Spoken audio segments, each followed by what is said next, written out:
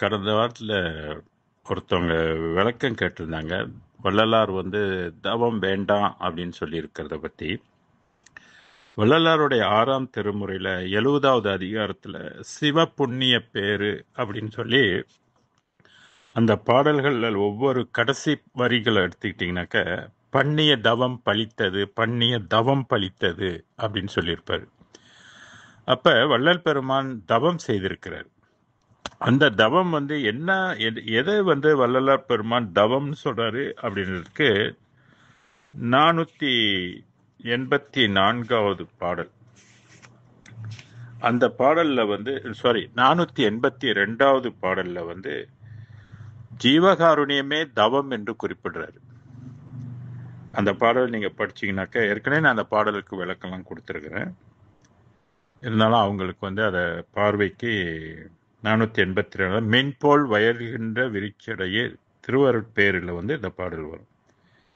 விளங்கும் அதனைகள் மெய் எழுந்த பிடித்தேன், முன்போல ஏமாந்து விடமாட்டேன் கண்டீர், முனிவரியில் இனி ஒழிக்க முடியாது மக்கே, என் போல் இரக்கம் விட்டு பிடித்தவர் இல்லையே, என் பிடிக்குள் இசைந்தது போல் பிறர் பிடிக்கு இசைந்தது இல்லையே, பொன் போலே முயல்கின்ற மெய் தவர்க்கும் அரிதே, பொய்தவனேன் செய்தவம் வான் வையகத்திற் பெரிது. அப்ப வள்ளலார் என்ன சொல்ல வராரு அப்படின்னு கேட்டீங்கன்னாக்க, ஜீவகாருண்யமே தவம் என்று குறிப்பிடுறாரு. இந்த தவம் வையகத்தை விட வானகத்தை விட மிக உயர்ந்தது என்று இந்த பாடல்ல குறிப்பிடுறாரு. அப்ப சிவப்புண்ணிய பேர்ல செய்த தவம் பலித்தது என்றார். அப்ப ஜீவகாருண்யத்தின் ஒழுக்கத்தினால் அவருக்கு தவம் பலித்ததுன்னு சொல்றாரு. அதுவே தவம் என்றும் குறிப்பிடுறாரு. அப்ப வள்ளலார் ஏன் தவம் வேண்டாம் அப்படின்னு சொன்னாரா, மற்ற வகைகள் மற்ற நெறிக்குட்பட்ட தவங்கள் வேண்டான்னாரு.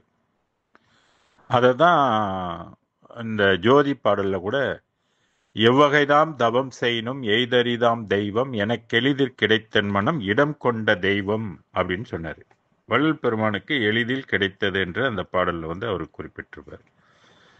ஆக வள்ளலார் தவம் வேண்டான்னு சொல்றத நம்ம அப்படியே மொத்தமா எல்லா தவமும் வேண்டாம் அப்படின்னு சொல்ல வரல. சன்மார்க்கத்துக்கு உரிய தவம் எது என்று தெரிந்து அந்த தவத்தை நம்ம மேற்கொள்ள வேண்டும்.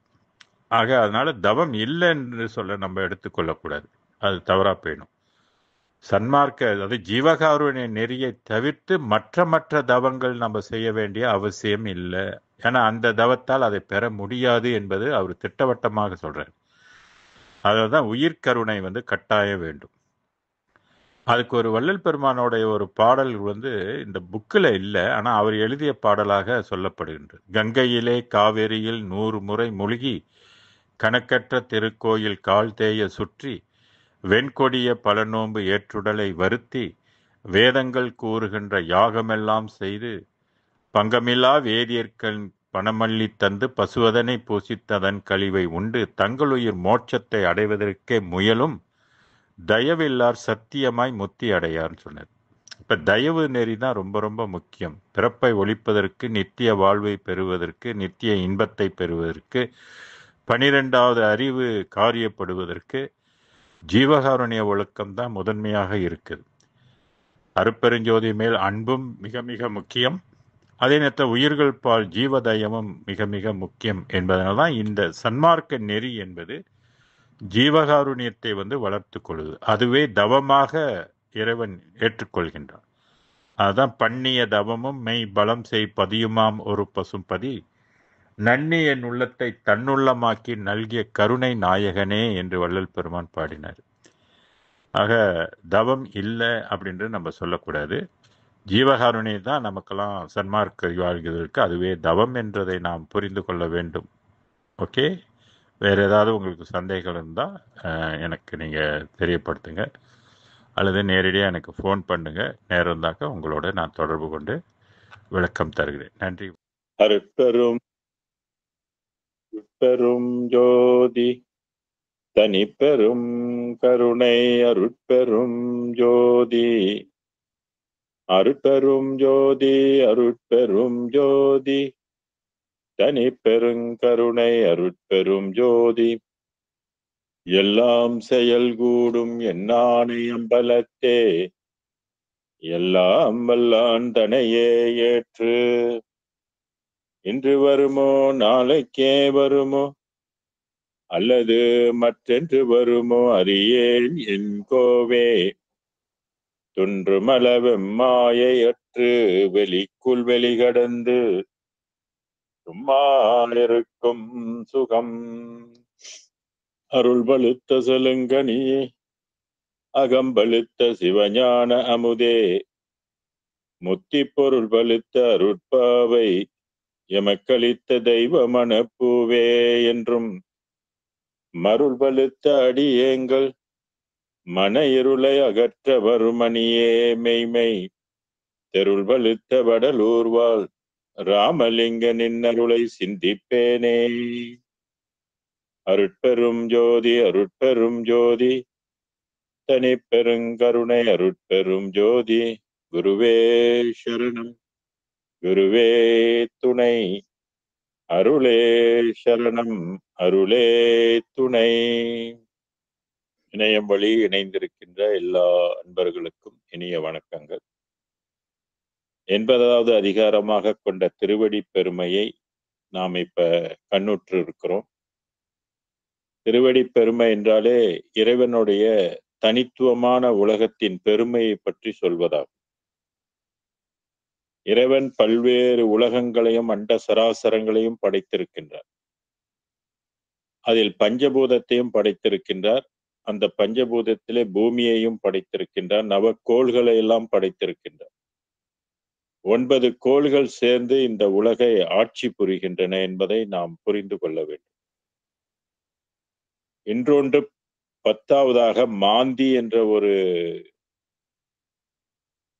கிரகத்தினுடைய ஆட்சியும் நம்மளை ஆளுகின்றது. ஆக இப்படி இந்த பூமி 10 கிரகங்களுக்கு ஆட்பட்டு இயங்குவதனால் பொதுவாக நம்ம நவக்கோள்கள் என்று சொல்வோம். இந்த பூத வெளியை கடந்து கண்ணுக்கு புலப்படாத மனவெளியை கடந்து செல்லக்கூடிய ஒரு உலகமாக பிரம்மவெளி, விஷ்ணுவெளி, மற்ற வெளிகள் எல்லாம் அமைந்திருக்கின்றன. மனதை கடக்காத பட்சத்தில் இந்த உலகங்களை எல்லாம் நமக்கு தெரியாது. இந்த அண்ட சராசரங்களை எல்லாம் படைத்த ஒருவன் தனித்துவமாக ஒரு உலகத்தை அவன் படைத்திருக்கின்றான். அதுதான் சமரச சன்மார்க்க வெளி அப்படின்னு சொல்றது. பொதுவாக அதை நம்ம பெருவெளி என்றும் சொல்லுவோம். சன்மார்க்க உலகம் என்றும் சொல்லலாம். வள்ளல் பெருமான் அதை திருவடி பெருமை என்று அந்த திருவடியை சொல்லுகின்றார். ஏற்கனவே திருமந்திரத்திலையும் திருவடி ஞானம் சிவமாக்கும் விக்கும், திருவடி ஞானம் சிவலோகம் சேர்க்கும், திருவடி ஞானம் சிறைமலம் மீட்கும், திருவடி ஞானமே தென்சிக்தி முக்தியே அப்படின்று அவருடைய பாடல்கள் இருக்கும். அது பராபரை உலகத்தை குறிப்பிட்டு சொன்னது. இங்கே உள்ள 6ஆம் திருமுறையில் உள்ள திருவடி என்பது அதையும் கடந்த ஒரு தனி உலகம். நான் அடிக்கடி சொல்வதுண்டு, இந்த தனி உலகம் 19ஆம் நூற்றாண்டில் வள்ளல் பெருமானுக்கு மட்டுமே கிடைத்த ஒரு உலகம். எண்ணிலா கோடி சித்த ரிஷிகணங்களுக்கெல்லாம் எட்டாத ஒரு பார்க்காத ஒரு உலகம், அடைய முடியாத ஒரு எல்லையாக ஒரு இடமாக இந்த உலகம் இருக்கின்றது. இந்த உலகத்தை தான் எல்லா உயிர்களும் அடைய வேண்டும் என்பது இறைவனுடைய சித்தமாக இருக்கின்றது. அதாவது அருட்பெருஞ்சோதி ஆண்டவருடைய சித்தம்.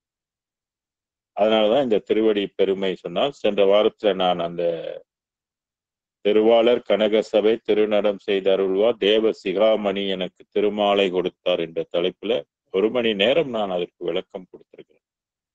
இன்றைக்கு 1-1-1-2 அதுல என்ன சொல்லியிருக்கிறார்? அருளாளர் பொற்பொதுவில் அற்புத நாடகம் செய் ஆனந்த வண்ணர் என்னை ஆளுடையார், சிறியேன் தெருளாத பருவத்தை திருட்டி மனம் புரிந்த சீராளர், அவர் வெறுமை திறத்தை எவர் புகழ்வார்?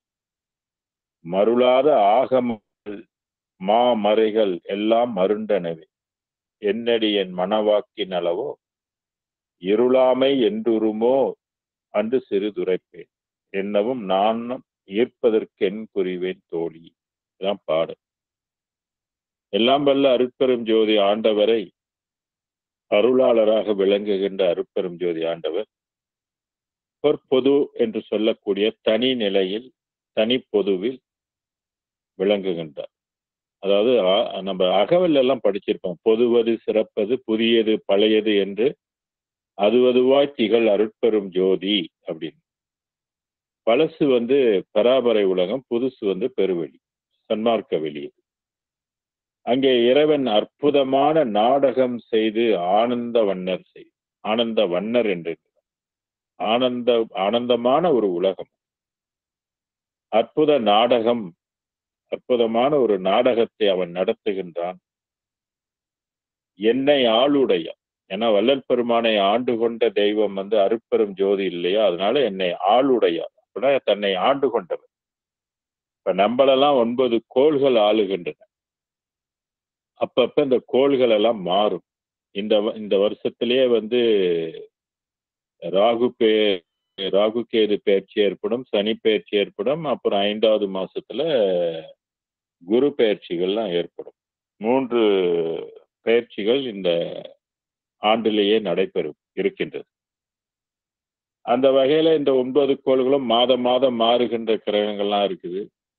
சூரியன்லாம் மாதம் ஒரு முறை மாறிக்கொண்டே வரும். இப்படி இந்த 9 கிரகங்களினுடைய ஆட்சிக்குட்பட்டு தான் நம்மளை ஆளுகின்றது. ஆனா வள்ளல் பெருமானை ஆளுகின்றது 9 கோள்கள் அல்ல என்பதை தெரிந்து கொள்ளணும். அதனால்தான் என்னை ஆளுடையர். எப்பொழுது இறைவன் ஆண்டு கொள்கின்றானோ அப்பொழுதே நாம் 9 கோள்களிடத்திலிருந்து விடுபடுகின்றோம். அது வரைக்கும் கோளாட்சி தான். அதனாலதான் நம்ம சிக்குண்டு இருக்கிறோம் இந்த பூலோகத்தில். இப்படி ஆனந்த வண்ணர் என்னை ஆளுடையார், சிறியேன் தெருளாத பருவத்தை தெருட்டி மனம் புரிந்த சீராளர் சொன்னார். வள்ளல் பெருமானை இறைவன் கருவிலே கலந்து கொண்டான் என்று ஒரு இடத்துல பாடியிருக்கிறார். கருவில் கலந்த துணையே என் கனிவில் கலந்த அமுதே அப்படின்னு ஒரு பாடல். அதுக்கப்புறம் 9 வயசுல கலந்து கொண்டதை பற்றி பெருமான் சொல்லியிருப்பாரு. அதுதான் தெருளாத பருவத்தை. தெருளாத அப்படின்னு சொன்னா தெளிவு இல்லாத பருவம். அது சிறிய பருவம், 8 வயசு 9 வயசு போல. அந்த நேரத்துல அவ்வளவு தெளிவு பிள்ளைகளுக்கு இருக்காது இல்லையா. அதனால தெருளாத பருவத்தை அப்படின்னு சொன்னார். இத 9 வயசாக எடுத்துக்கொள்ளலாம். 384வது பாடல்கள்ல இதை சொல்லியிருப்பார். தெருட்டி மனம் புரிந்த, தெருட்டி அப்படின்பது தெளிவுபடுத்தி என்னை மனம் புரிந்த அப்படின்னா உள்ளுக்கு கலந்து கொள்வது. இப்ப நம்ம உலக நடையில மனம் புரிதல் என்பது ஆணும் பெண்ணும் திருமணம் செய்து கொள்வது மனம் புரிதல்னு சொல்லுவாங்க. ஆனா யூனிவர்சல் நம்மளோட கலப்பதை அதுக்கு திருமணம் என்று ஒரு பெயர் உண்டு. அதான் இங்க திரட்டி மனம் புரிந்த சீராளர். சீராளர்னு சொன்னா சிறப்பு மிக்கவர், சீராக உடையவர். அவர் பெருமை திறத்தை எவர் புகழ்வார்? அவர் பெருமை திறத்தை, அதனாலதான் திருவடி பெருமை. இந்த பாடல்ல அந்த இறைவனுடைய பெருமையை, அந்த ஒளியின் சிறப்பை, அந்த வெளியின் சிறப்பை எல்லாம் நம்ம தெரிந்து கொள்ள இருக்கின்றோம். அதனால அவர் பெருமை திறத்தை எவர் புகழ்வார் அப்படின்னு சொல்லும் போது, இதற்கு முன்பு புகழப்பட்டது, இயற்றப்பட்டது, சொல்லப்பட்டதெல்லாம் சன்மார்க்க உலகம் அல்ல.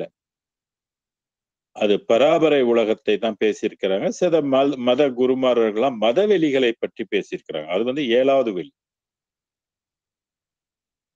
இங்கே பராபரை வெளி என்பது 10 அறிவுக்குட்பட்டது.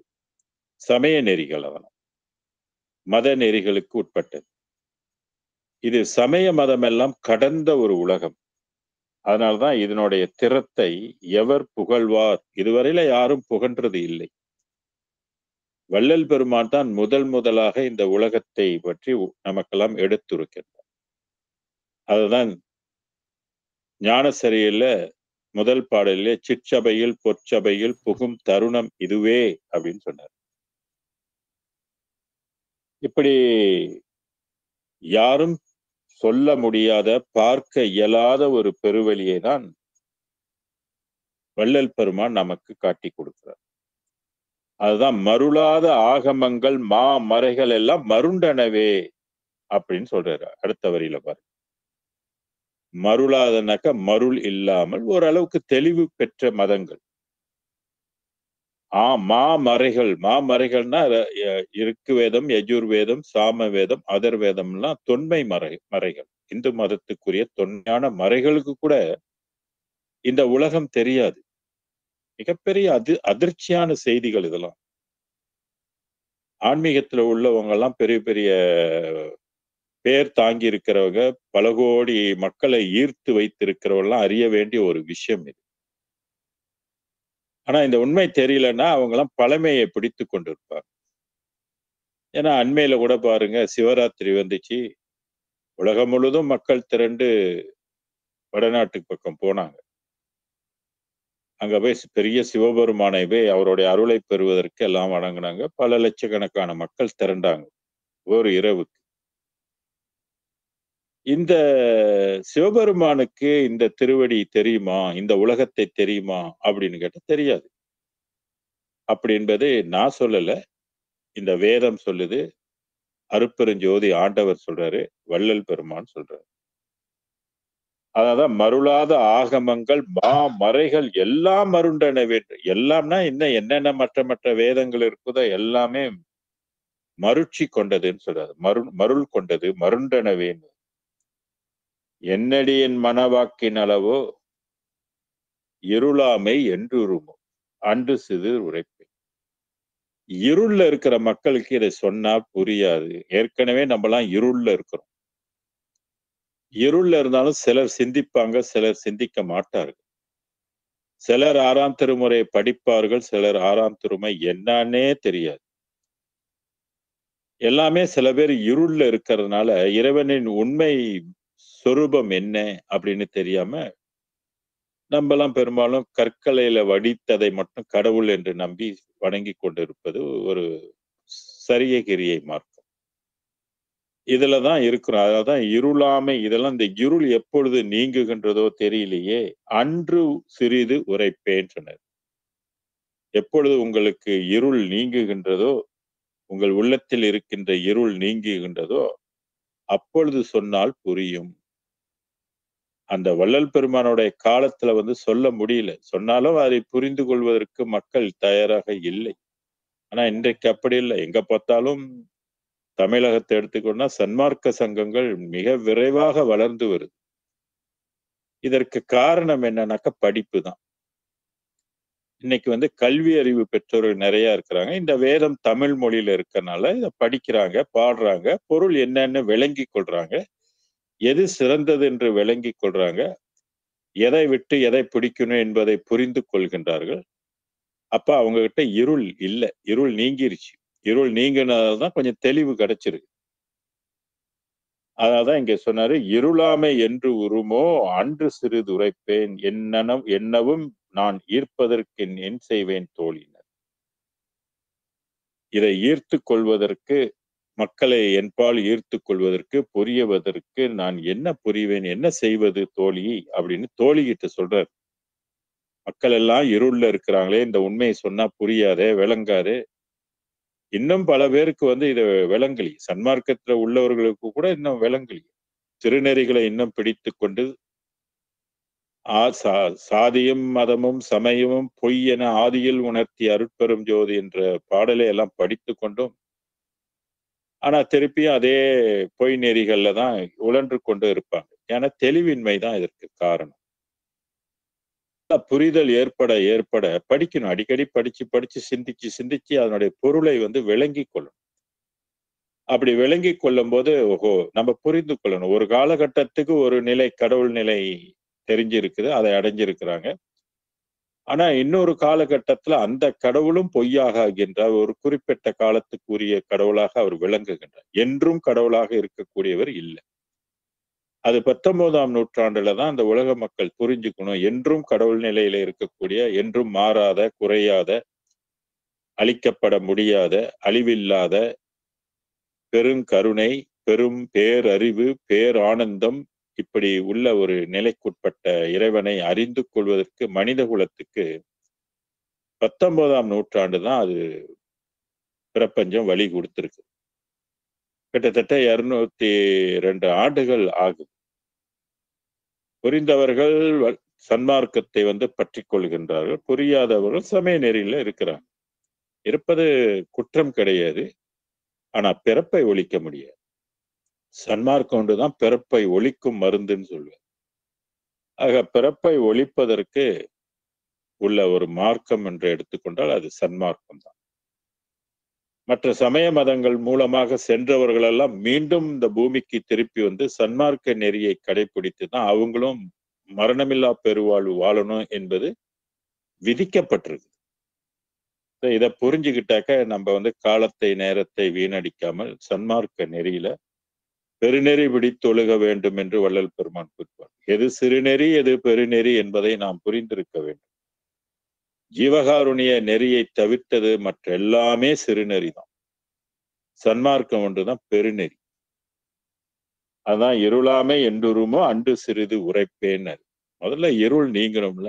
இருளே மூழ்கி கிடந்தா என்ன சொன்னாலும் ஏறாது இல்லையா?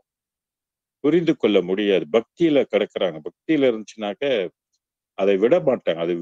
அதுல இருந்து அந்த மைண்ட் செட்டை மாத்துவதற்கு நிறைய தெளிவு வேணும்.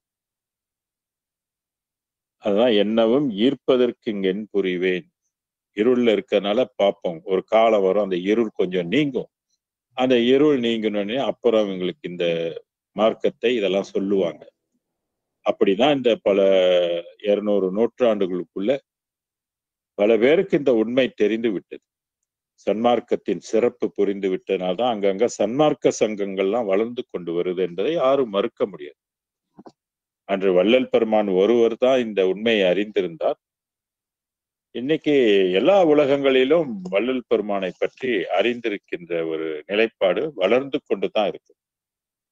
அது தேஞ்சு போகல, வளர்ந்து கொண்டுதான் இருக்கு. ஓகே, அப்ப இந்த பாடல்ல அவருடைய பெருமை திறத்தை எவர் புகழ்வார்? அதனால்தான் அதனுடைய திறன் தெரிந்து கொள்ளணும். கைபேசியில 5G திறன் என்ன என்பது தெரிஞ்சு வச்சு எல்லாரும் மாத்திக்கிறாங்க இல்லையா? அது மாதிரி ஆன்மீகத்திலையும் திறன் இருக்குது. ஒரு காலத்தில் இல்லாத திறன் இப்பொழுது வழங்கப்பட்டிருக்கு. அதை பயன்படுத்தினால் நிச்சயமாக மரணமில்லா பெருவாழ்வு பெறலாம் என்பது வள்ளல் பெருமான் சத்தியமிட்டு நமக்கு குறிப்பிடுகின்றார். சரி, அடுத்த பாடலுக்கு போவோம். 1-1-1-3. செம்பவள திருமலையோ மாணிக்க விளக்கோ செழுஞ்சோதி தனி பிளம்போ செவ்வண்ண திரளோ அம்பதும திருவிளங்கும் அகலத்தான் பிரம்மன் அரண் முதலோர் ஐவர்களும் அப்பால் நின்றோரும் எம்பரம் என்றெம்பெருமான் புறவண்ணம் எதுவோ என்பாரே அகவண்ணம் யார் உரைக்க வல்லார் தம்பரம் என்றென்னை அன்று மனம் புரிந்தார் கனக சபை நாதர் அவர் பெருமை சாற்றுவதென் தோழி. அந்த இறைவன் எப்படி இருப்பாரு? பவள மலையாக இருப்பாரோ? பவளம் திருமலையோ? இப்ப நம்ம பாக்குற மலையெல்லாம் காடு தானே, மரங்கள் செடிகள் கொடிகளாக இருக்கும். பவள திருமலையோ? பவளம். மாணிக்க விளக்கோ? மாணிக்க விளக்கு இருக்கு இல்லையா, பாம்பு கிட்ட இருந்து எடுக்கிறது தானே மாணிக்கம். அந்த விளக்கு போல சுய ஜோதியாக பிரகாசமாக எங்கும் நீக்கமர விளங்குவாரோ? செழுஞ்சோதி தனி பிளம்போ? தனி சோதியோ தனி பிளம்பாக விளங்குகின்றதோ எங்கும் நீக்கமர? செவ்வண்ண திரளோ? செவ்வண்ணமாக சிவந்த நிறமாக எங்கும் இருக்கின்றதோ? பதும திருவிளங்கும் அகலத்தான் இது எங்கும் சிறந்து விளங்குகின்ற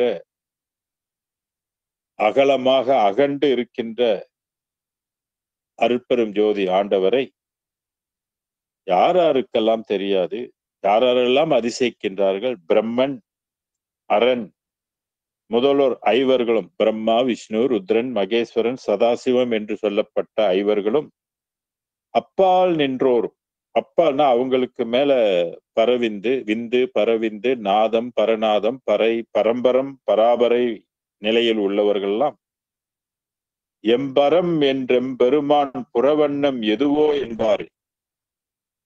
இறைவனுக்கு 2 பகுதி, ஒன்று பழசு ஒன்று புதுசு. புறவண்ணம் என்பது பராபரை, அகவண்ணம் சொல்லக்கூடியது வந்து பெருவெளி, சமரச சன்மார்க்க வெளி. புறவண்ணமே எதுவோ என்பாரு. ஏன்னா பிரம்மா விஷ்ணு ருத்ரனுக்கெல்லாம் பராபரையை பற்றி தெரியாது. அதை மாணிக்க வாசக பெருமானும் அதை சொல்லி இருக்கிறார். மூவர்களும் அறிய மாட்டார்கள் அப்படின்னு சொல்லி, இறைவனின் திருவடியை, இறைவனின் பெருமையை மூவர்களும் அறிய மாட்டார். இங்கே பெருமான் ஐவர்களும் அறிய மாட்டார்கள், ஐவர்களுக்கு அப்பால் நின்றோரும் யாவரும் அறிய மாட்டார்கள், பராபரைக்கு கூட அறிய மாட்டார் என்பது அட்டகத்திலேயே சொல்லிட்டார். கண்முதல் பொறியால் மனமுதல் கரண கருவினால் பகுதியின் கருவால் என் முதல் பொருட தரத்தினால் பரத்தால் இசைக்கும் ஓர் பரம்பர உணர்வால் விண்முதல் பறையால் பராபர அறிவால் விளங்குவது அரிது என்று உணர்ந்தோர் அன்முதல் தடித்து படித்திட ஓங்கும் அருட்பெரும் ஜோதியின் அரசேனர். பறையை கொண்டும் அறிய முடியாது என்பதுதான் 10 அறிவுங்க. அதுக்கு பராபரைக்கு எத்தனை அறிவுனா 10 அறிவு என்பது திருமூலர் கருப்பாடல்ல இருக்கு. அதனால எல்லாம் சான்றோடு தான் நான் இதை சொல்லிக்கிட்டு இருக்கேன். ஆக இங்கே வந்து அரண் முதலோர் பிரம்மன் அரண் முதலோர் ஐவர்கள் அப்பால் நின்றோரும் எம்பரம் என்றெம்பெருமான் புறவண்ணம் எதுவோ என்பாரே அகவண்ணம் யார் உரைக்க வல்லார். அகவண்ணம் சொல்றது பெருவெளியை குறிக்கக்கூடியது. அதான் அகம்.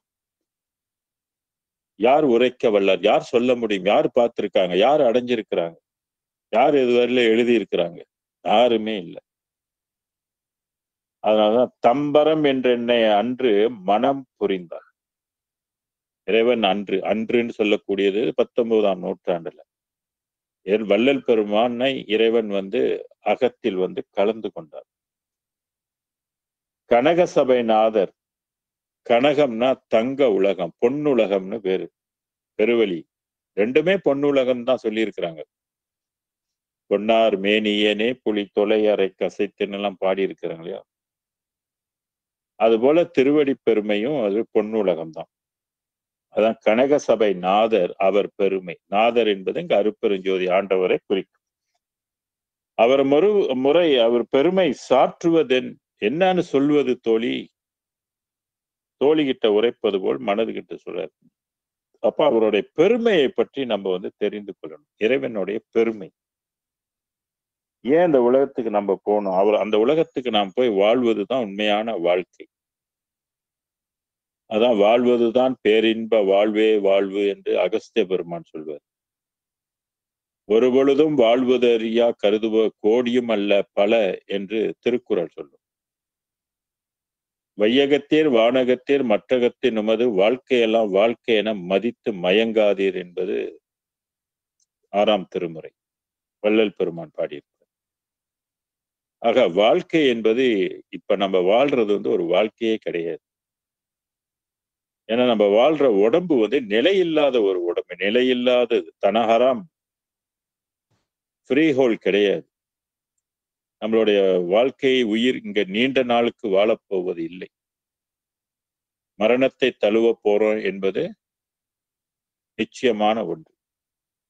ஆக நம்ம சிந்திக்கணும். மனிதனால் பிறந்தவன் சிந்திக்கணும். மரணமில்லாத வாழ்வுக்கு நாம் தயாராக வேண்டும். அந்த உடம்பை கொடுக்கக்கூடிய கடவுள் யார் என்று நம்ம தெரிந்திருக்கணும். பிறந்தனே நம்ம இவங்கதான் நம்மளோட அப்பா, இவங்கதான் அம்மான்னு தெரிஞ்சிருக்கிறோம் இல்லையா? நம்மளுக்கு சொந்தக்காரவங்க இவங்கதான்னு தெரிஞ்சிருக்கோம் இல்லையா? அதுபோல நம்மள உயிர் கொடுத்த கடவுள் யார் என்றதையும் தெரிந்திருக்க வேண்டும். அப்படி தெரியலன்னாக்க நம்ம விளையாட்டுத்தனமா வாழ்ந்துகிட்டு இருக்கிறோம்னு அர்த்தம். அதுதான் அவருடைய பெருமையை வந்து தெரிந்து கொள்ள வேண்டும். சொல்வதேன் தோழி அப்படின்னு சொன்னார். அடுத்த பாடலும் ரொம்ப முக்கியமான பாடல். தேவர்களோ சித்தர்களோ சீவன் முத்தர் தாமோ சிறந்த முனி தலைவர்களோ செம்பொருள் கண்டாரோ மூவர்களோ அறுவர்களோ முதற் சக்தி அவளோ முன்னிய நம் பெருங்கணவர் தம் இயலை உணர்ந்தோர் யாவர்களும் அல்ல என்றால் யான் உணர்ந்து சொல்லல் அமையுமோ ஒரு சிறிதும் அமையாது கண்டாய். அவளோடும் அன்பர் தொழ கனக சபை நடிப்பார் அவர் பெருமை எவ்விதத்தும் அவர் அறிவார் தோழி. தேவர்கள், தேவலோகம் அப்படின்னு இருக்குது. அங்கே தேவர்கள் இருக்கிறாங்க, புண்ணியவான்கள், புண்ணியம் செய்தவர்கள் தேவலோகத்துக்கு போவாங்க. அங்க தேவர்களாக இருப்பார். சித்தர்கள் என்று மும்மலத்தை எல்லாம் நீக்கினவர்கள். சீவன் முத்தர் தாமோ தத்துவங்களை எல்லாம் கடந்தவர்கள். சீவன் முத்தி அடைவர், மனதை கடந்தவர்கள். சீவன் முத்தி பெற்றவர்கள். சிறந்த முனி தலைவர்களோ முனிவர்கள், சிறந்த முனிவர்களாக ரிஷிமாரர்களாக விளங்குகின்றவர்கள். உண்மையான செம்பொருளை கண்டார்களோ காணவில்லை என்று குறிப்பிடுகின்றார். செம்பொருள் கண்டாரோ மூவர்களோ, மூவர்னா பிரம்மா விஷ்ணு ருத்ரன். தேவார பாடல்கள்ல சின்ன வயசுலயே நான்லாம் பாடியிருக்கேன், கத்து கொடுத்திருக்கிறாங்க. அவனை ஒளிய அமரரும் இல்லை, அவனென்று செய்யும் அருந்தவம் இல்லை, அவனென்றி மூவரால் ஆவது ஒன்றில்லை, அவனென்றி ஊர் புகும் மாறு அறியனே என்பது திருமந்திரம். அவன் சொல்றது பராபரையை குறிக்கும். அவனை ஒளிய அமரரும் இல்லை, அவனின்றி தேவர்கள் யாரும் இருக்க முடியாது, அவனின்றி செய்யும் அருந்தவம், அவனை கொண்டு செய்கின்ற தவம் தான் உண்மையான தவம், மற்றதெல்லாம் தவம் இல்லைன்றார். அடுத்து என்ன சொன்னாரு? மூவரால் ஆவது ஒன்றில்லை. பிரம்மா விஷ்ணு ருத்ரன் முத்தி மோட்சத்தை கொடுக்க முடியாது. பராபரை உலகத்துல அவங்க நம்மளை கொண்டு போய் சேர்க்க முடியாது. அது போலதான் இங்க வள்ளலாரும் சொல்லுகின்றார். மூவர்களோ அப்படின்னாரு. அப்படின்னா மூவர்களுடைய அருள் பலத்தை கொண்டு அல்லது அருள் திறனை கொண்டு சன்மார்க்க உலகத்துக்குள்ள போய் வாழ வைக்க அந்த தெய்வத்துக்கு முடியுமானா தெய்வத்தினால் முடியாது. அறுவர்களோ அப்படின்னா மூவர்களோட இன்னும் 3 பேரை சேர்த்துங்க. பிரம்மா விஷ்ணு ருத்ரன், அடுத்து மகேஸ்வரன், சதாசிவம், விந்து. விந்து என்பது ஒரு ஒளி உலகம். அதான் அறுவர்களோ அப்படின்னாரு. அதுவும் முடியாது. அடுத்து என்ன சொல்ற? முதற் சக்தி அவளோ. வள்ளலாருக்கு முன்பு எது முதற் சக்தி? பராபரை தான் முதற் சக்திங்க. அந்த சக்தியினால் நம்மளுக்கு உண்மையான பெருவெளிக்குரிய வாழ்வை தர முடியுமோ? முன்னிய நம் பெருங்கணவர் தம் இயலை உணர்ந்தோர் யாவர்களும் அல்ல. பெருங்கணவர்னு சொல்றாரு. இறைவனை கணவர் என்று குறிப்பிடுவாங்க, வீட்டுக்காரர் இல்ல. முன்னிய நம் பெருங்கணவர் தம் இயலை, அவருடைய இயல்பு கருணை தான் அவருடைய இயல்பு. அது பெருங்கணவர் தம்மிலை உணர்ந்தோர் யாவர்களும் அல்ல அப்படின்னா இறைவன் தன்னை காட்டி கொடுக்கலன்னு தானே அர்த்தம். ஏகனாக இருக்கிறார், அநேகனாக விரிந்திருக்கிறார். அநேகன்ல ஒருத்தனை தான் இந்த உலகம் இவ்வளவு காலம் ஆண்டு இருக்குது, வழிபட்டு இருக்குது, அதனுடைய அருளை பெறுகின்ற டெக்னிக் தெரிஞ்சிருக்குது, போய் சேர்ந்துட்டாங்க. பராபரை உலகத்து வரைக்கும் தான் போக முடிஞ்சிருக்குது. அதெல்லாம் யாரும் மறுக்கல. ஞான சம்பந்தர் இருக்கிறாரு, மாணிக்கவாசர் இருக்கிறாரு, சுந்தரர் இருக்கிறாரு, திருநாவுக்கரசர் இருக்கிறாரு. என்ன சாதாரண ஆள் அவங்களாம்? எவ்வளவு பெரிய மகான்கள், 10 அறிவு கொண்டவர்கள். ஆனா அவர்கள் அவர்கள் அறிவுக்கு எட்டாத ஒன்றுதான் இந்த உலகம். இந்த அவர்கள் அறிவுக்கு எட்டாத கடவுள் தான் அருட்பெருஞ்சோதி ஆண்டவர். என்ன பண்றது? இறைவன் இப்படி கேம் விளையாடுறாரு, நம்ம அதை புரிஞ்சுக்கணும், அவ்வளவுதான். வேற என்ன பண்ண முடியும் நம்மளால? நம்ம பழசே புடிச்சுக்கிட்டு கிடந்தாக்க இங்கே இறப்பு பிறப்பு இறப்புக்கு 2 சுழற்சியில நம்ம இங்க சுத்தி கொண்டேதான் இருப்போமே ஒழிய உய்ய மாட்டோம். ஆன்மா உய்யாது. ஏன்னா சடங்கால ஆன்மா உயர்றதா இருந்தா பரவாயில்ல, சரி போன பிற்பாடு யாராவது ஏதாவது பண்ணி எங்களை அனுப்பிவிடுங்கடான்னு சொல்லலாம். அதுக்கும் வழி இல்லை. ஒரு இனம் சம்பாரிச்சிட்டு போலாம், அவ்வளவுதான். நம்ம திருப்தி பண்ணலாம். தேங்காய் நல்லா உடைஞ்சுது, நவதானியம் நல்லா முளைச்சுது, மழை தூரணிச்சு, இப்படி எதையாவது சொல்லி நம்ம திருப்தி பட்டுக்கொள்ளலாம். ஆனா நீங்கள் மீண்டும் இந்த உலகத்துக்கு வர மாட்டீர்கள் என்பது உங்களுக்கு நிச்சயமும் உண்டா? சிந்தித்து பார்க்கணும் இதெல்லாம். அதனால்தான் வள்ளலார் சடங்கெல்லாம் வேணாம், அருளை பெற முயற்சி செய்யி அப்படின்னு சொன்னாரு. செத்து போனா சடங்கெல்லாம் செஞ்சு அவர் மோட்சம் அடையணும்னு சொல்லி நீங்களாம் முயற்சி பண்ணிக்கிட்டு காசை கொடுத்துட்டு வேஸ்ட் பண்றாதீங்கன்னு. ஏதோ காசு செலவு பண்ணணும்னா ஏழைங்களுக்கு போய் சாப்பாடு போடுங்க, அந்த புண்ணியமாவது அவங்களுக்கு ஒரு நல்ல பிறப்பை கொடுத்து மறுபடியும் பிறப்பை ஒழிப்பதற்குரிய வாய்ப்பை கொடுக்கும் அப்படின்னு சொன்னார். அதனாலதான் சடங்கு வேணாம்னு சொன்னதுக்கு இதுதான் காரணம். ஆக முதற் சக்தி என்று சொல்லக்கூடிய பராபரை சக்தி கூட, அது ஒரு சிவம் இல்லையா? அந்த சிவம் கூட முடியாது. அதான் சமய சிவம் சொல்றது. சன்மார்க்கம் சொல்லுகின்ற சிவம் வந்து வேறு.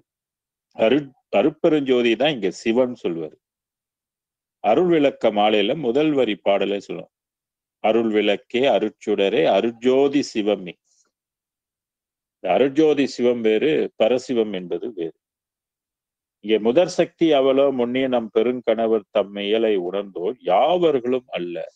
19ஆம் நூற்றாண்டு வரைக்குங்க யாருக்குமே இந்த அருட்பெருஞ்சோதி ஆண்டவரை பற்றி தெரியாது. வள்ளல் பெருமான் தான் முதல்ல இந்த அருட்பெருஞ்சோதி அவருக்கு கூட என்ன முதல்ல தெரிஞ்சுதா? அவருக்கும் தெரியாது. இது போய் அவரை போய் ஆட்கொண்டது. அதுதான் அகவல்ல நம்ம படிக்கும், பிரிவேது உனை பிடித்தனம் உனக்கு நம் அறிவே வடிவெனும் அருட்பெரும் ஜோதினர். வல்லாரை வந்து இறைவன் பிடித்து கொண்டான். ஒரு சிலரை பேய் பிடிச்சிச்சுன்னு சொல்றோம் இல்லையா, அந்த மாதிரி இறைவன் வந்து அவரை பிடித்து கொண்ட அவருடைய அறிவையும் அவருடைய உடம்பையும் அவருக்கு வந்து உருவாக்கி கொடுத்தார். அதனால்தான் வள்ளலாருடைய தனித்துவம். வள்ளலார் வந்து சமய நெறியை வளர்க்க வந்தவர் அல்ல. சமய நெறிக்கு அப்பால் பட்டு ஒரு ஒளி உலகம் இருக்குது, ஒரு கடவுள் இருக்கிறாரு அப்படின்றதுதான் அட்டகத்துல அறிமுகப்படுத்தினார். அடுத்து வந்து சிவபதி விளக்கத்துல அந்த இறைவனை பற்றி சொன்னார். அதுலயும் சில பாடல்கள் வந்து குறிப்பிட்டிருக்கிறார். இங்கே திருவடி பெருமையிலையும் அந்த உலகத்தை பற்றி சொல்றாரு. அப்புறம் இன்னொரு இடத்துலயும் என்னை ஆண்டு கொண்டது அருட்பெருஞ்சோதி ஆண்டவர் என்று பாடியிருக்கிறார். பதி விளக்கம் முழுக்க முழுக்க இறைவனை தனித்துவத்தை அந்த இடத்துல வந்து குறிப்பிடுகின்றார். ஆக இன்னும் நம்ம வந்து தூங்கிட்டு இருக்க கூடாது. உய்யணும் அப்படின்னாக்க சன்மார்க்க நெறியை பற்றி விளங்கிக் கொள்ளணும். அததான் யாவர்களும் அல்ல என்றால் யான் உணர்ந்து சொல்ல அமையுமோ அப்படின்னு கேட்கிறாரு. அப்ப அவனுடைய அருள் இல்லாம இவ்வளவு அருள் பெற்றவர்களுக்கே அந்த அருட்பெருஞ்சோதி ஆண்டவரை பற்றி தெரியாது, இத்தனைக்கும் அருளாளர்களுக்கே தெரியாதுன்னு சொன்னா, நான் ஒரு சாதாரண மனிதன், எனக்கு மட்டும் இதை சொல்றதுக்கு அவன் அருளின்றி சொல்ல முடியுமா அப்படின்னு கேட்கிறாரு. ஏதோ அவன் எனக்கு அருள் கொடுத்திருக்கிறான், அறிவை கொடுத்திருக்கிறான், 12 அறிவு கொடுத்ததுனாலதான் இதெல்லாம் என்னால சொல்ல முடியுது அப்படின்னு வள்ளல் பெருமான் இங்க குறிப்பிடுகின்றார். அருளின்றி நான் சொல்ல முடியுமோ அப்படின்னு கேட்கிறார். ஒரு சிறிதும் அமையாது என்றார். ஆவலோடு அன்பர் தொழ இந்த விஷயத்தை தெரிந்து கொண்டு, ஐயோ நாமளும் பிறப்பை ஒழிக்க வேண்டும், அதுக்கு தானே பிறவி கொடுத்திருக்கிறான் அப்படின்ற விவரத்தை புரிந்து கொண்டவர்கள் ரொம்ப ஆர்வத்தோடு, அதான் ஆவல் அப்படின்னு சொன்னார். பிறப்பை ஒழிப்பதற்கு ஆவல் இருக்கணும், ஆசை இருக்கணும். ஆசை இருந்தாதான் முயற்சி செய்ய முடியும். ஆசை இருந்தாதான் நமக்கு வந்து சில நெறிகளை எல்லாம் கடைபிடிக்கும். உதாரணத்துக்கு உணவு நீர். ஏன்னா அருளை பெறணும்னாக்க புலால் மறுக்கணும். அது புலால் மறுக்கணும்னு சொன்னே பல பேருக்கு வந்து உடன்பாடு இல்லாம ஓடி போயிடுவாங்க. ஒரு சிலருக்கு தான் அதை கடைப்பிடிச்சு வாழணும்னு வருவாங்க. இன்னைக்கு சீனர்கள் எவ்வளவு பேர் சைவ உணவு சாப்பிடுறாங்க, மலாய்க்காரர்களையும் சைவ உணவு சாப்பிடுறவங்க, பெரிய பெரிய நடிகர்கள், பெரிய பெரிய விஷயம் தெரிஞ்சவர்கள், அறிவாளிகள் எல்லாம் சைவ உணவை மேற்கொள்ளுவர்களாகவே பார்க்கிறோம். அப்ப மனிதனுக்கு வந்து இந்த ஆவல் இருக்கும், பிறப்பை ஒழிக்க வேண்டும் என்ற ஒரு ஆவல். நான் ஆவலோடு அன்பர் தொழ கனக சபை நடிப்பார் அவர் வெறுமை எவ்விதத்தும் அவர் அறிவார் தோழியினர். யாரெல்லாம் அருட்பெருஞ்சோதியை வணங்குகின்றார்களோ அவர்கள் அறிவார்கள். இந்த இறைவன் வந்து அவர்களுக்கு அந்த அறிவை கொடுத்து அறிந்து கொள்வதற்கு வாய்ப்பை வந்து கொடுப்பார். அதான் அவளோடு அன்பத்தோட அவர் பெருமை அவர் அறிவார். இப்ப நம்ம எல்லாம் படிக்க படிக்க அருட்பெருஞ்சோதி ஆண்டவருடைய பெருமையை அறிந்து கொள்கிறோம் இல்லையா? அந்த மாதிரி சன்மார்க்க அன்பர்கள்லாம் ஏன் அதுல சமய மதங்களை எல்லாம் கடந்து வந்து இதை பிடித்துக் கொள்ளுகின்றார்கள், பற்றி கொள்ளுகின்றார்கள் என்றால் அவர்கள் அறிந்திருக்கிறார்கள் இதனுடைய சிறப்பு, இது தருகின்ற வாழ்வு எது என்பதை அவர்கள் எல்லாம் அறிந்திருக்கின்றார்கள். அதனால அது சன்மார்க்கத்தை தழுவுகின்றார்கள். சன்மார்க்க பற்று வளர்ந்து ஓங்கி வளர்ந்து கொண்டு வருது. உண்மை தேடுறவங்களுக்கு தானே இதெல்லாம். உண்மை தேடாதவர்களுக்கு இது கிடைக்குமா? கிடைக்காது. ஓகே, அடுத்த பாடலுக்கு போகும். 1:1:1:5 பதி உடையார் கனக சபை பதி என்னும் பேருடையார். பதி உடையார் அப்படின்னாக்க எல்லா பதிகளும் இவராகவே விளங்குது. ஆல் இன் ஒன் அப்படின்னு சொல்லும் போது இவரே சகல தெய்வமாகவும் விளங்குகின்றார். இவருக்குள்ள எல்லா தெய்வமும் அடக்கம். அதான் பதி உடையார். கனக சபாபதி என்னும் பேர் உடையார். இவருக்கு பேர் வந்து கனக சபாபதி. இறைவனுக்கு பேர் பல பேர் சொல்லி அழைக்கலாம். இதுல ஒன்று கனக சபாபதி என்னும் பேர் உடையார். பணம் பறித்த வரையர். பணம் என்பது இங்க சிவ சொத்தை குறிக்கும். சிவ சொத்து என்பது அருளையும் நம்ம எடுத்துக்கொள்ளலாம், மூலாதாரத்தில் உள்ள பொருளையும் எடுத்துக்கொள்ளலாம். பணம் பறித்த வரையர் என்னை மனம் புரிந்த கணவர். வள்ளல் பெருமானை வந்து மனம் புரிந்து கொண்டவர். பல்வேறு இடத்துல என் கணவர்னே வள்ளல் பெருமான் சொல்லுவார். இங்கே சக்தியை நம்மளை வந்து அவர் சக்தியாக பார்க்கிறார், இறைவனை வந்து சிவமாக பார்க்கிறார். அதனால அதை கணவர் என்று சொன்னார். அதனால கணவனே கண் கண்ட தெய்வம் என்று கூட பழமொழி உண்டு. விதியுடையார் ஏத்த நின்ற துதி உடையார். யாருக்கெல்லாம் விதி உண்டோ அவர்களெல்லாம் வணங்குவதற்கு துதி உடையார் சொன்னார். துதி என்பது வழிபடுதல். ஆக விதி இருக்கணும். அந்த விதி எதை கொண்டு வகுக்கப்படுது அப்படின்னாக்க நாம் செய்த புண்ணியத்தின் அடிப்படையில தான் விதி வகுக்கப்படுது. திருவள்ளுவர் அழகா சொல்வார் இல்லையா, வகுத்தான் வகுத்த வகையெல்லார் கோடி தொகுத்தார்க்கும் துய்த்தல் அரிது. எதை வைத்து வகுக்கிறான் அப்படின்னா, நீங்க என்ன ஸ்கூல்ல சர்டிபிகேட் வாங்கி வச்சிருக்கிறீங்கன்னா அதை வச்சா வகுக்கிறான்? இல்ல என்ன வேலை செய்யறீங்கன்னா அதை வச்சு அவன் வகுக்கிறான்? இல்ல பேங்க்ல எவ்வளவு பேலன்ஸ் வச்சிருக்குன்னா அதை வச்சா வகுக்கிறான்? அதுவும் இல்லை. இல்ல நீங்க எந்த ஜாதி அப்படின்னு வச்சு அதை வச்சு வகுக்கிறானா? அதுவும் இல்லை. அப்ப எதை வச்சுதான் வகுக்கிறான் நன்மை தீமைகளை? நாம் முன் பிறப்புகளில் செய்த நல்வினை தீவினைகள் எந்த அளவு இருக்கோ அதை வைத்துதான் அந்த நன்மைகளை நாம் அடைய முடியும். அதுதான் வகுத்தான் வகுத்த வகையெல்லார் தொகுத்தார்க்கு துய்த்தல் அரிது. அனுபவிக்க முடியாதுன்ற. எவ்வளவு கோடி சம்பாதிச்சானாலும் அதை அனுபவிக்கிறதுக்கு விதி இருந்தாதான் அனுபவிக்க முடியும். இல்லைன்னா ஆள் இருக்க மாட்டான். கோடிக்கணக்கான சொத்து இருக்கும், ஆள் இருக்க மாட்டான் அதை அனுபவிக்கிறது. நாம் இறைவனை வழிபடுவதற்கு கூட விதி இருக்கணும் அப்படின்னு சொல்றாரு. அதுவே சன்மார்க்கத்தை பற்றி நிற்பதற்கு சிறந்த விதி வேணும் நமக்கு. அதான் விதி உடையார் ஏத்த நின்ற துதி உடையார் சொல்றாரு. சன்மார்க்கத்தை உள்ளவங்களாம் மிகவும் புண்ணியம் செய்தவர்கள்.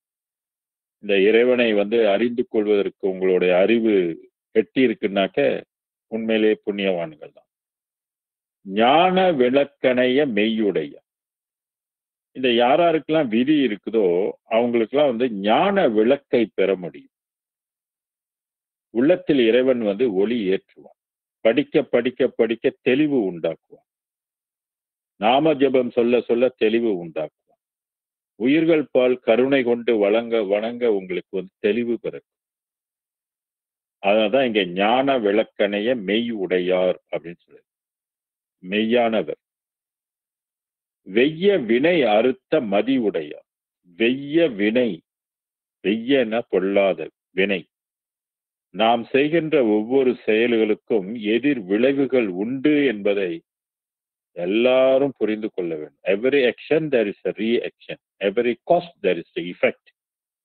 அந்த பிரின்சிபல் வந்து நமக்கெல்லாம் விளங்கணும். பந்தை விட்டு எறிந்தால் அது பட்டது போல் திரும்பி வரும். இந்த தத்துவத்தை தான் அறிந்தால் பிறருக்கு தீங்கு செய்ய எண்ணம் வருமோ. அறிவுக்கு வேலை கொடு, பகுத்தறிவுக்கு வேலை கொடுன்னு ஒரு புலவர் பாடி இருக்கிறார். பாட்டு இதெல்லாம் நீங்க கேட்டிருப்பீங்க. பந்தை ஒரு செவத்துல எவ்வளவு வேகமா விட்டு எறியுமோ அது திரும்பி நம்ம பக்கத்து வரும். போன வேகத்துல அது திரும்ப எவ்வளவு ஸ்பீடா போய் அடிச்சு திரும்புதோ அந்த மாதிரி நாம் செய்கின்ற வினை நம்மளை வந்து ஆட்கொள்ளும் என்ற பயம் இருக்கணும் நமக்கு. அந்த பயம்லாம் இன்னைக்கு யாருக்கு இருக்குது? கலிகாலத்துல அதெல்லாம் சொல்லி கொடுக்கறதுக்கு ஆள் இல்லை, சொந்தமா புரிஞ்சுக்கிறதுக்கும் நேரம். அதனால இங்க சொன்னாரு, இப்படி நம்ம தெரியாமல் பல ஜென்மங்கள்ல செய்திருக்கும் போது அந்த வினைகள் நம்மளை வந்து பல்வேறு வகையில அதுங்க வந்து தடை செய்யும். அந்த வினை என்னுடைய ஆய்வுக்கும் என்னுடைய ஒரு நிறைய பேர்த்துக்கு நான் ஜாதகம்லாம் பார்த்துக்கிட்டும் வரேன். அந்த வகையில பல பேருடைய வாழ்க்கையில் இந்த வினை தடுக்குது. நன்மைகள் ஏற்படுவதற்கு கல்யாணத்துல தடைப்படுத்துது, குழந்தை பேற்றுல தடைப்படுத்துது, நல்ல வேலை அமையறதுல தடைப்படுத்துது, சுகமாக வாழ்வதற்கு தடை வகுத்து, வருமானம் வருவதற்கு தடை விதிக்குது. இப்படி பல்வேறு வகையில் அந்த தடைகளை நாம் தெரிந்து கொள்ள வேண்டும். அவரவருடைய ஜாதகத்தை வைத்து பார்த்து கிரக அமைப்பு எப்படி அமைந்திருக்குது அப்படின்னு வச்சு நம்ம தெரிஞ்சுக்கலாம். என்ன பாவம் பண்ணிட்டு வந்திருக்கிறோம் அல்லது புண்ணியம் பண்ணிட்டு வந்திருக்கிறோமா அப்படின்றத நம்மளுடைய கட்டங்கள், ஜாதக கட்டங்கள் நமக்கு எடுத்து கூறும். இப்ப பிளட் செக்அப் பண்ணி நம்ம பிளட்ல என்னென்ன குறைபாடு இருக்குது, என்னென்ன கிருமி இருக்குது அப்படின்றத பிளட் செக்அப் பண்ணிக்கிறோம். அந்த காலத்துல அந்த மாதிரி நம்மளுடைய வினைகள், நம்ம உயிர்ல பதியப்பட்ட பதிவுகள் நம்மளை எப்படி இந்த ஜென்மத்துல இயக்கும் என்று சொல்வதுதான் இந்த கலை, ஜாதக கலைன்னு சொல்லுது. அதனால எந்த மகான்களும் வினையை பேசாதவங்க கிடையாது. எல்லாரும் பேசியிருக்கிறாங்க. ஔவையார் கூட இதை பத்தி எல்லாம் சொல்லியிருக்கிறாங்க. திருவள்ளுவர் சொல்லாமல் 10 குறள்ல அவரும் ஊழ் வினை அப்படின்ற ஒரு தலைப்புல அவரும் 10 குறள் சொல்லியிருப்பார். அந்த ஊழுக்கு எவ்வளவு பெரிய வலிமை இருக்குன்னு சொல்றாரு. ஊழின் பெருவழி யாவுல மற்றது சூழினும் தான் முந்தூரும் ரொம்ப வலிமை மிக்கதுன்றார். ஒரு தீமை செஞ்சுட்டா அந்த தீமையை நம்மள அது போட்டு ஊட்டியே தீரும் அதுன்றார். அதுதான் இங்க வெய்ய வினை அறுத்த மதியுடையார் சொல்றார். வினையை அறுப்பது என்பது சாதாரண விஷயம் இல்லை. அதுக்கு ரொம்ப மதி வேணும், அறிவு வேண்டும். அந்த அறிவு இருந்தால்தான் விதியை நம்மளால் கடந்து செல்ல முடியும். அதான் அந்த வெய்ய வினை அறுத்த மதி உடையார் தமக்கு அருளும் வன்கை பெரிதுடையார். மதி இருக்கிறவங்களுக்கு அவங்களுக்கு அருள் செய்யும். அருட்பெருஞ்சோதி அருள் செய்யும். வினையை அறுப்பதற்கு அருள் செய்யும். வள்ளல் பெருமான் சொல்றாரு, நான் செய் பிழைகள் 7 கடலினும் பெரிதுன்னு. அனைத்தும் பொறுத்தது பிறருக்கு அரியது என்று. இறைவன் அவருடைய உயிர்ல கலந்த போது எல்லா வினையும் டெலீட் ஆயிடுச்சுன்னு. அத்தனை கோடி வினைகளும் கண்ணுக்கு தெரியாம பறந்து காணா போச்சுன்னு. சிவவாக்கியர் வள்ளலாருக்கு முன்பு அந்த சிவவாக்கியர் என்ன சொன்னார் தெரியுங்களா? 5 3 மெட்டடா அனாதியான மந்திரம் நெஞ்சிலே நினைந்து கொண்டு நீர் உரு செவிப்பீரே, பஞ்சமான பாதகங்கள் 100 கோடி செய்யினும் பஞ்சு போல் பறக்கும் என்று நான்மறைகள் பண்ணுமேன். அதாவது ஒவ்வொரு மனிதனுடைய மூலாதாரத்துல இருக்கிற ஒளி இருக்கு இல்லையா? மூலாதாரம்னாக்க 7வது தாது, விந்து அணுக்கள், சுக்கில சுரோனிதம் சொல்லக்கூடிய அந்த விந்துல ஒளி இருக்குது, உயிர் ஒளி இருக்குது. அந்த ஒளி தான் 8, அதுதான் அகரம் சொல்றது. அதான் 5 3 8டான்னாரு சிவவாக்கியம். அனாதியான மந்திரம்னாரு. அனாதின்னா தொடர்பு இல்லது, இது தனித்துவமாக இருக்கின்ற ஒரு மந்திரம். வாயில சொல்லுகின்ற மந்திரம் நிறைய இருக்குது. அதுக்கெல்லாம் அசையாத ஒரு மந்திரம் மூலாதாரத்துல இருக்கிற ஒளியை எடுத்து வசப்படுத்துகின்ற ஒரு மார்க்கம்.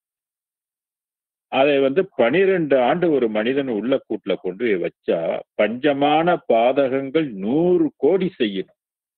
பஞ்சமா பாதகங்கள் என்ன தெரியுங்களா? கல், கொலை, களவு, காமம், பொய். இதுதாங்க. மனிதனா பிறந்தா இந்த 5 செஞ்சு கொண்டு இருப்பான். இது 5 செய்வதும் திருப்பி அவனுக்கு உள்ளுக்கு பதிவாயிரும். அந்த மாதிரி 100 கோடி செய்திருந்த போலும் பஞ்சு போல் பறக்கும் சிவவாக்கியம். அப்ப சித்தர்கள் எல்லாம் எப்படி தன் வினையை போக்கி கொண்டார்கள்? மூலாதார கனலை கொண்டு. ஆனா வள்ளல் பெருமா அந்த மூலாதார கனலை எழுப்பவில்லை. அதை கொண்டு அவர் வினைகளை எல்லாம் தீர்த்து கொள்ள அருட்பெருஞ்சோதியுடைய கருணை கொண்டு. இவர் மூச்சு பயிற்சி செய்யாத ஒரு முனிவர், ஒரு யோகி, ஒரு ஞானி. ஏன்னா இறைவனே அவரை ஆட்கொண்டார் இல்லையா? கருவிலே கலந்து கொண்டார். அப்புறம் 9 வயசுல இறைவன் ஆட்கொள்றாரு. அப்புறம் ஒரு பல இரவுகள்ல இறைவன் அவரோட கலந்து கொள்றாரு. இப்படி கலந்து கொள்வது வள்ளல் பெருமான் எங்கேயும் தான் மூச்சு பயிற்சி செஞ்சதாக எங்கேயும் சொல்லப்படவில்லை.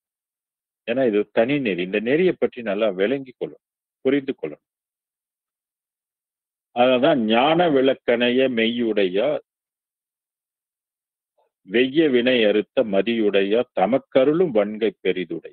யாரெல்லாம் பிறப்பை ஒழிக்க விரும்புகின்றோமோ இந்த அருப்பெருஞ்சோதி ஆண்டவரை நாம் பற்றி கொள்ள வேண்டும். இவர் நம்மளுடைய வினையெல்லாம் அறுக்கப்படுவர் மட்டுமல்ல, 7 திரைகளையும் நீக்கக்கூடியவர், மும்மலங்களை எல்லாம் அறுக்கக்கூடியவர். வெறும் வினை மட்டும் இல்லை, எத்தனை கோடி மாயா சக்தி போட்டிருந்தாலும் அத்தனையையும் பொடி பொடியாக அறுக்கக்கூடியவர் அருப்பெருஞ்சோதி ஆண்டவர். அதனால்தான் வள்ளல் பெருமானுக்கு இந்த மும்மலத்தை வெல்வதற்கு அந்த ஒளியே துணையாக இருந்தது. மதியுடையார் தமக்கருளும் வன்கை பெரிதுடையார் மங்கை சிவகாம வள்ளி மணவாளர். எங்கெல்லாம் சக்தி உண்டோ அங்கெல்லாம் சிவம் உண்டு. மங்கை சிவகாம வள்ளி, இதை யாரை குறிக்கும்னாக்க ஒவ்வொரு வெளிகளுக்கும் சக்தி உண்டு. இப்ப நம்மளுடைய வெளி ஞான வெளியில நம்ம இருந்தாலும், மாயை வெளியாக இருந்தாலும், இந்த மனதுக்கும் ஒரு சக்தி உண்டு. குழந்தையில இருந்து நம்ம உணவு உண்டு வளர வளர இந்த மனமும் வளருது இல்லையா? இப்ப மனம் வளர வளர நம்ம மனதுல ஒரு சக்தி இருக்குது. அந்த உணவின் அடிப்படையிலேயே நமக்கு அந்த சக்தி வரும். இயல்பாகவே அந்த வெளிக்கு ஒரு குறிப்பிட்ட சக்தியும் உண்டு. அதனால்தான் வயது கடந்து நம்ம உணவு உண்டு கொண்டு வந்தாலும் மனதுல ஒரு தளர்ச்சியை பார்க்கும், உணர முடியும். முன்பு இருந்த வேகம் இல்லை, முன்னிருந்த அந்த ஆற்றல் இல்லை. ஏன்னா அந்த வெளிக்கு சக்திகள் குறையும். அதுபோல இறைவன் வெளிகளாகவும் இருக்கிறார், அந்த வெளிகளுக்குள்ளே சக்தியாகவும் இருக்கிறார் என்றதான் அந்த சக்தியை சிவகாம வள்ளி என்று பெயர் குறிப்பிடும். இதைதான் அர்த்த நாரீஸ்வரராக நமது சமயங்கள்ல நமக்கு கற்பித்திருப்பாங்க. இறைவனை பாதி உருவம் ஆணாகவும் மற்றொரு பாதி பெண் உருவமாகவும் நமக்கு காட்டுவாங்க. இறைவன் சக்திக்கு இடம் கொடுத்தார் அப்படின்னு சொல்லிலாம் புராண கதைகள்லாம் உண்டு. இதெல்லாம் நம்ம பிரபஞ்சத்தினுடைய தத்துவத்தை விளக்குவதற்காக நமக்கு சொல்லப்பட்ட கதை. இப்ப நம்ம புரிஞ்சுக்கணும், எவ்ரி வெளிகளுக்கு சக்தி இருக்குது அப்படின்னு தெரிஞ்சுக்கணும். இப்ப பிரம்ம வெளின்னா அதுக்கு சக்தி இருக்குது, அதனாலதான் சரஸ்வதின்னு சொல்லுவாங்க. விஷ்ணு வெளின்னா அதுக்கு ஒரு சக்தி இருக்குது, அது லட்சுமின்னு சொல்லுவாங்க. ருத்ரன் ருத்ரி, மகேஸ்வரன் மகேஸ்வரி, இப்படி எல்லா வெளிகளுக்கும் சக்தி இருக்கும். அந்த சக்திக்கு பேரு வள்ளி, அதை தாய் என்று குறிப்பிடுவார். இப்ப திருவிளங்க சிவயோக சித்தியெல்லாம் விளங்க அந்த பாடல்ல அருள்வதவும் பெரும் தாயாம், அந்த இடத்துல தாய் என்று பயன்படுத்துவார். அதனால இங்க மங்கை சிவகாம வள்ளி மணவாளர். மணவாளர்னா மாப்பிள்ளை. முடிமேல் நதி உடையார். இவருடைய முடிமேல் கங்கையை வைத்திருக்கின்றார், நீரை வைத்திருக்கின்றார் அப்படின்ற ஒரு பொருள் உண்டு.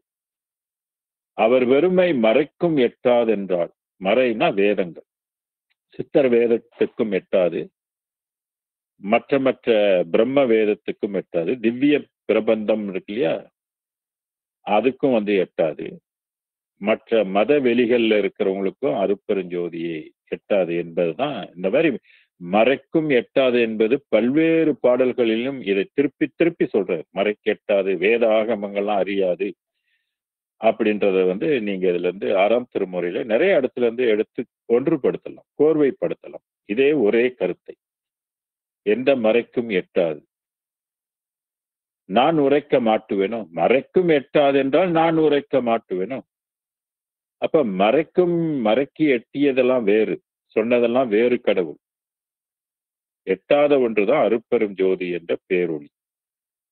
அதோடைய துணையின்றி, அதோடைய அருளின்றி, அதோடைய அறிவின்றி நான் உரைக்க மாட்டுவேனோ அப்படின்னு சொன்ன. நான் சொல்ல முடியுமா?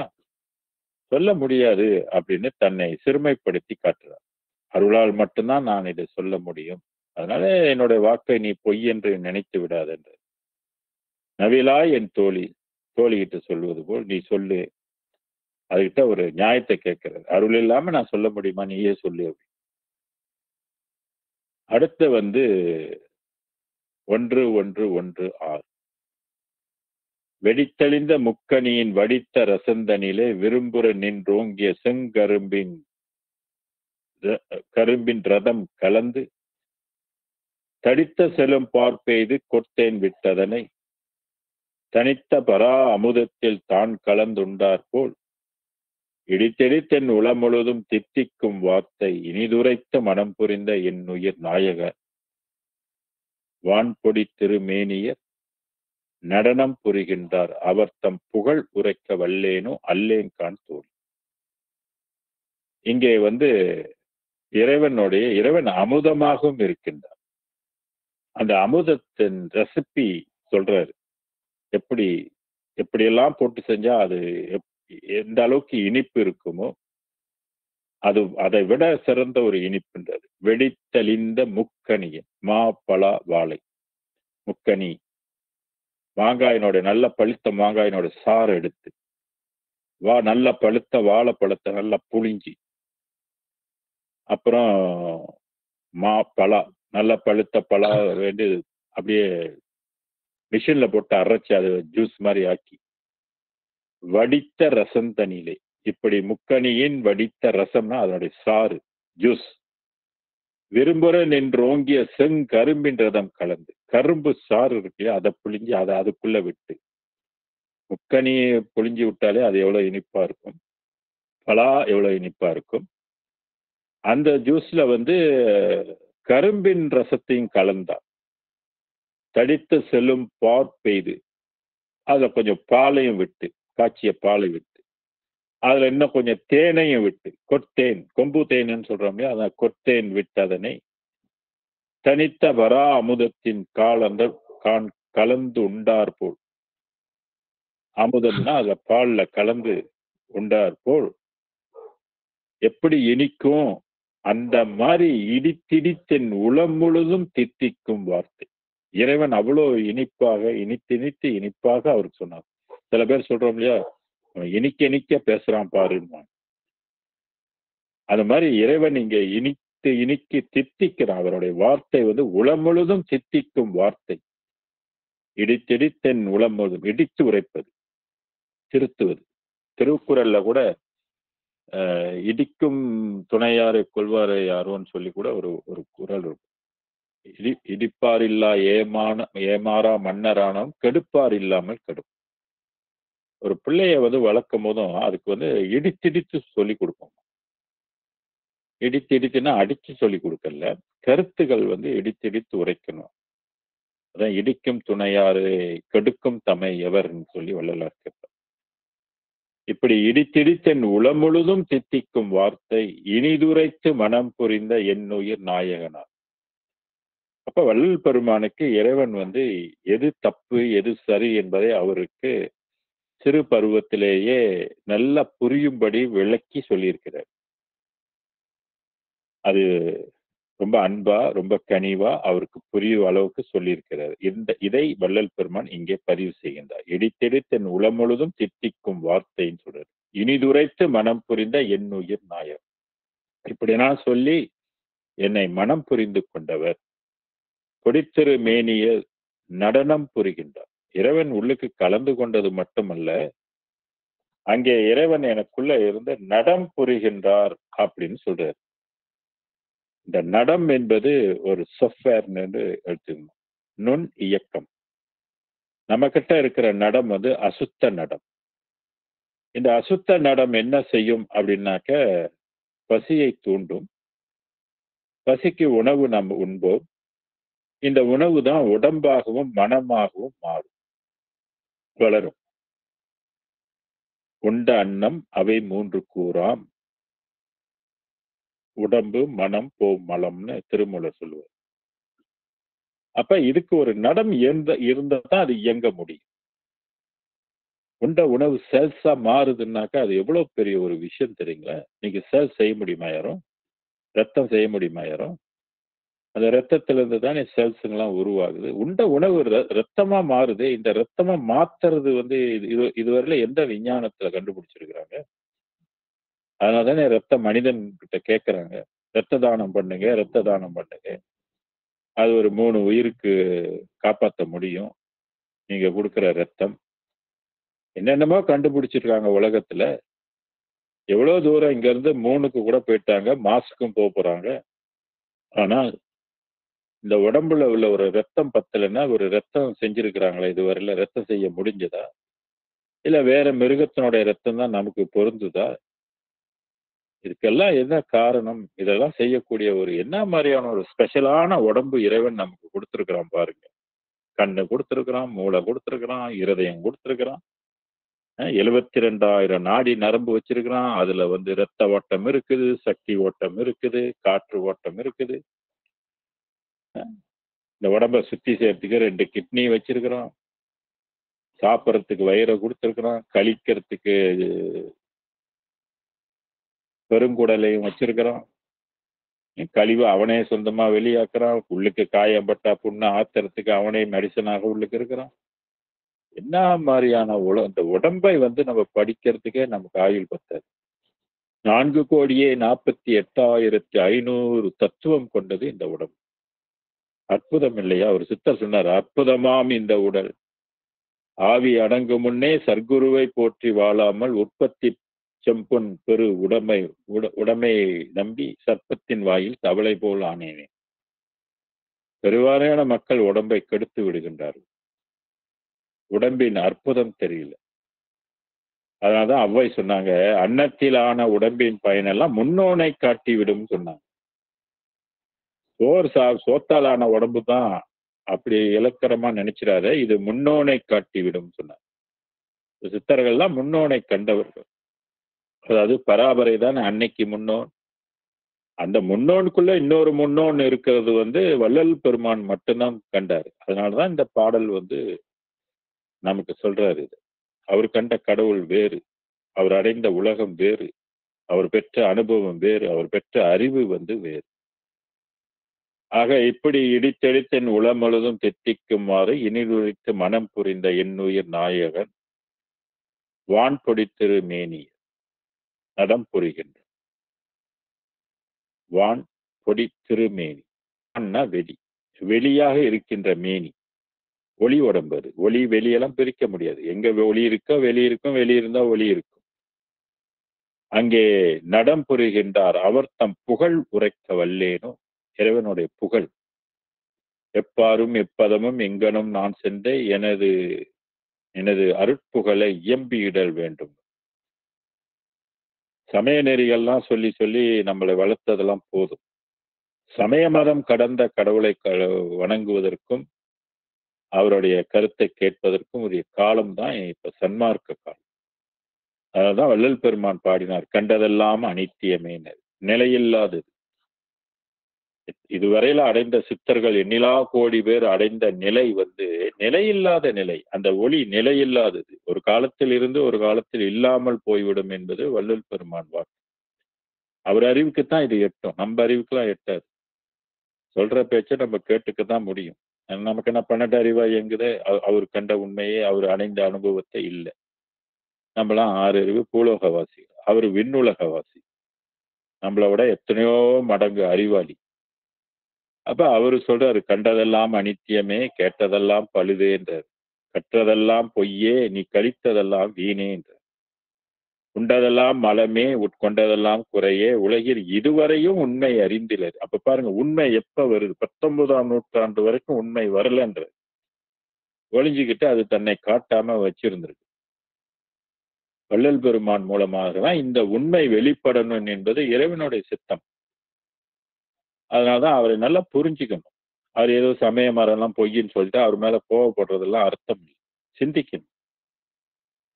அவர் ஏன்னா பொய் ஏன் சொல்ல போறாரு? உண்மையே சொல்றாரு. ஒரு காலத்தில் இருக்கக்கூடியது ஒரு காலத்தில் இல்லை. கடவுள் தோற்றுவித்ததுல எல்லாமே அழியும். ஒரு உலகம் தான் அழியாது. அந்த ஒரு உலகம் எதுன்னு கேட்டீங்கன்னாக்கா சன்மார்க்க உலகம் மட்டும்தான் அழியாது என்பது இப்போ உள்ள காலகட்டத்துல நம்மளாம் தெரிந்து கொள்வதற்கு ஒரு வாய்ப்பு. இது முன்னுக்குள்ளவங்களுக்கு எல்லாம் தெரியறதுக்கு வாய்ப்பு இல்லை. ஏன்னா இந்த அருள் அன்றைக்கு காரியப்படவில்லை, யாருக்கும் தெரியாது. அதனால புதிய ரகசியத்தை நாம் வந்து தெரிந்து கொள்ளணும். அவர் புகழை நாம் வந்து தெரிந்து கொள்ள வேண்டும். அவர் புகழை நாம் வந்து பாட வேண்டும். இறைவன் புகழை பாட பாட நம்மளுடைய வாழ்வு சிறக்கும். இந்த வாழ்வு நமக்கு அனித்தியம் என்பதை நமக்கு புரிய வைப்பாரு. அப்பதான் நித்திய வாழ்வுக்கு நம்ம தயாராக முடியும். அந்த நித்திய வாழ்வுக்கு போவதற்கு அந்த அருள் பெறுவதற்கு உள்ள ஒரே வழிதான் ஜீவகாருண்யம் சொன்னார். 2 தான் வள்ளல் பெருமான் பயன்படும். அன்பும் இரக்கமும் அன்பும். உயிர்கள் பால் இரக்கம் கொண்டாரு, அருட்பெரும் ஜோதியின் பால் அன்பு கொண்டார். அதான் ஈரமும் அன்பும் கொண்டு இன்னருள் பெற்றேன் என் மார்க்கம் இரவாது சன்மார்க்கம் தோழி அப்படின்னு சொன்னார். இந்த ஆடேடி பந்து இதெல்லாம் பார்த்தீங்கன்னா இந்த வரி இருக்கும். ஆக இறைவனுடைய உலகத்தில் இருக்கிற உணவு இருக்கு இல்லையா, அமுதம். அந்த அமுதம் ரொம்ப ரொம்ப இனிக்கக்கூடியது.